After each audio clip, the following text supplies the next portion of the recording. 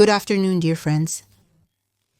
As practice shows, patients most often turn to Diclofenac for help with joint pain. The medication has a complex effect on different mechanisms of pain perception.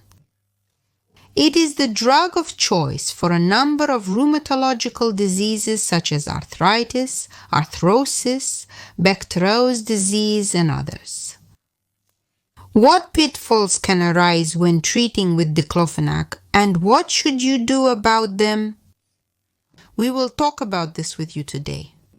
For long-term therapy, Diclofenac is most often used at a daily dose of 75 to 100 milligrams if the patient complains of intense morning stiffness and joint pain at night.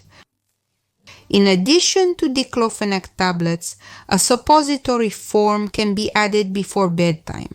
However, the daily dose should not exceed 150 milligrams. I want to emphasize this to you. As soon as a positive clinical effect is achieved, the dose of Diclofenac should be immediately reduced to the minimum maintenance dose. There is a slow-release form of Diclofenac, the so-called retard. The advantage of this form of Diclofenac is obvious. The effect after taking it, although it occurs later, lasts for a long time. This allows the medication to be used for a long course in chronic pain syndromes. The maximum daily dose of Diclofenac is 200 milligrams. From my point of view, the best manufacturer of the medication is the pharmaceutical company Sandoz, which produces double-layered tablets of 75 milligrams.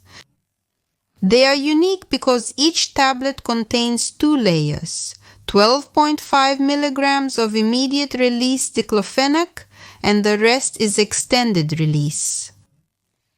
This allows the medication to start working as quickly as possible, while also prolonging the pain-relieving and anti-inflammatory effect over time.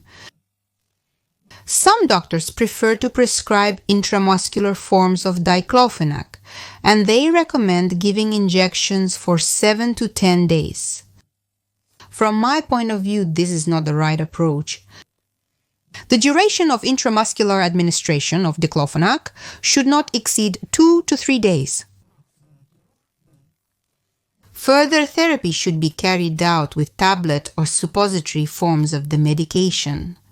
In practice, there are situations when doctors, especially neurologists, prescribe a combination of 2 or more non-steroidal anti-inflammatory drugs. Such prescriptions should be avoided as the effect remains virtually unchanged, but the risk of side effects increases significantly.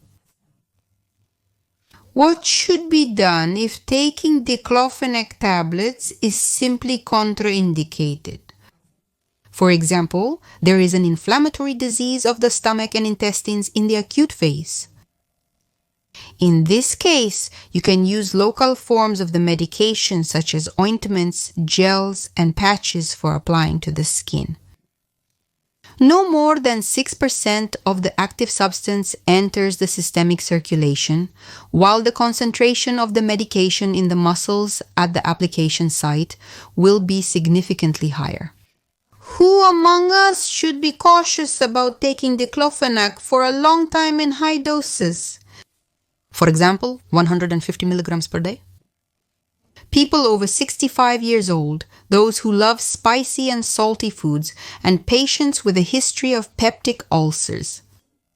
All those who have to take glucocorticosteroids throughout their lives, for example, Metipred, prednisolone, and others.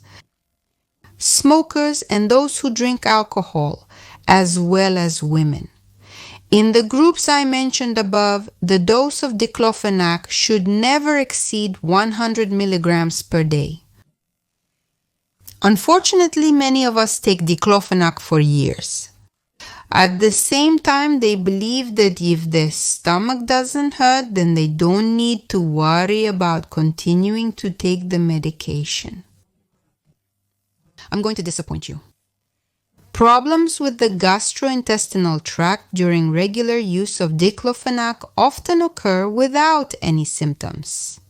In this situation, it is necessary to regularly, at least once every 4 months, undergo an esophagogastroduodenoscopy to detect various complications in the gastrointestinal tract.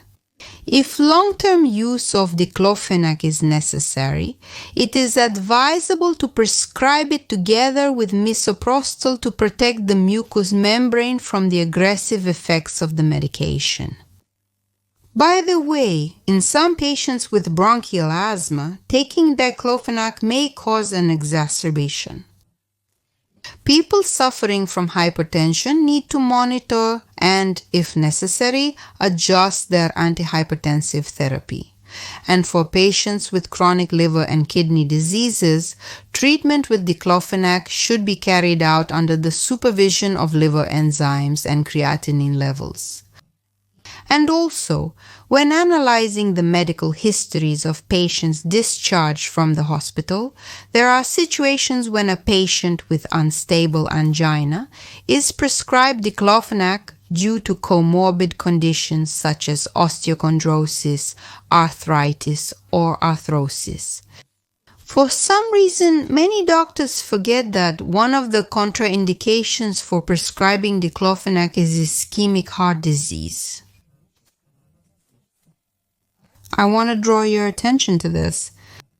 In my practice, I have often encountered cases of acute coronary syndrome, including myocardial infarction, when diclofenac was prescribed to patients with ischemic heart disease. Forewarned is forearmed. Stay healthy, dear friends, and see you next time.